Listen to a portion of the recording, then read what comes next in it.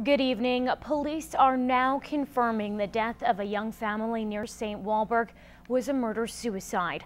Autopsies show both Haley and her son Caden Worms were shot to death, and husband Darren then turned the gun on himself. The three were found dead in a ditch just outside of St. Walburg Monday. Darren Worms' family released a statement earlier this week saying he'd been battling depression. The family was from Airdrie but had relatives in St. Walburg, leaving many communities in mourning. Haley Worms was 23, Darren 26, and their son Caden just 2 years old. A two-vehicle crash in the border city this afternoon has sent one person to hospital. The driver of this truck left the scene in an ambulance. The extent of the victim's injuries is still unknown. Police aren't releasing any details at this time. The cause of the crash is still under investigation. The driver and passenger in the second vehicle were not transported to hospital, but it is unknown at this time if either suffered minor injuries. A house went up in flames last night near the Husky Upgrader. Fire crews arrived on scene at roughly 9 o'clock. The structure of the house was saved, but the blaze caused significant damage. Luckily, no one was inside the home at the time. The cause is still under investigation. Meantime, a joint investigation by the St. Paul RCMP and the Edmonton Auto Theft Unit has led to charges against a 31-year-old man from McRae. Buckley Dick is charged with possession of stolen property and fraud. So far, over $230,000 worth of stolen property has been recovered from the investigation, including a John Deere tractor and a Titan horse trailer. Well, Four Wing Cold Lake is in the international spotlight. Pilots and crews from around the world are here for Maple Flag 45. And as Clayton Brown reports, the training session is now a week into the 6-week exercise.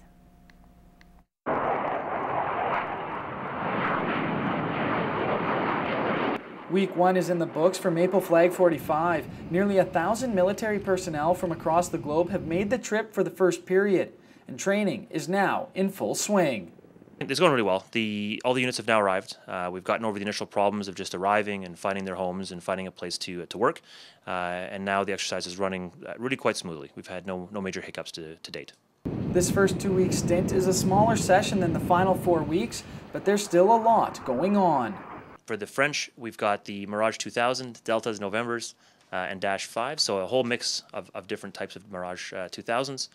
The AWACS aircraft, we've got the transport aircraft, and then a whole fleet of Hercules aircraft as well. It's not only an exciting time for Cold Lakers, but Maple Flag is also a highly anticipated event for the pilots and their crews. You know, the feedback's been very positive so far. The airspace is never a complaint. So the actual fighting that we do out in the airspace is wonderful. The guys have been having a great time, learning lots of really good things, which is really the intent of this, is to learn to fight together and do it well. The base will be holding an open house for the public on June 16th. At Four Wing Cold Lake, Clayton Brown, Newcap News. For the past month, ATB Financial has worked alongside the students at Bar Colony and St. Mary's Elementary Schools to raise money for the Stollery Children's Hospital. And today, it was time to count. Kelsey Bloxham was there for the final tally. Taking this one. Oh, look at all of them. Oh, I'm taking this one. This is heavy. This is the end result of the Teddy for a Toonie campaign, which took a bit of a different direction this year, instead looking for penny donations. It kind of caught wildfire. We were anticipating a couple $100 worth of pennies, and we were anticipating we're going to come in around that maybe $8,000–9,000 mark in pennies alone. So once we roll it all up, we'll ship it, and it goes directly to them. So a great cause. The kids at Bar Colony managed to bring in some $1,500 worth of copper coins, filling upwards of 30 empty pop bottles, showing off their strength as they helped carry their hard work to a waiting truck. And then it was over to St. Mary's, where the students there raised an astonishing amount. We've come over to our second school now to collect their donations, which is absolutely awesome. Bar Colony did awesome. St. Mary's did even more awesome, if you could say that. We expected overall this whole penny drive to raise, and I'm being honest here, $400 to $500. And as you can see, St. Mary's alone is over $4,500, so it's gone way past our expectations. And for the kids, the experience was equally as rewarding. It's just been like fun and hard sometimes, because like you'd lose track of how many pennies you've been counting, and you have to roll it up. It was pretty fun, and you get to bond with the group. The grade 7 students have done much of the legwork for ATB, counting most of their donation. But there is still a lot of work to be done before the donation makes its way to the Stollery Children's Hospital. In the meantime, a little reward for all their hard work. Kelsey Bloxham, Newcap News.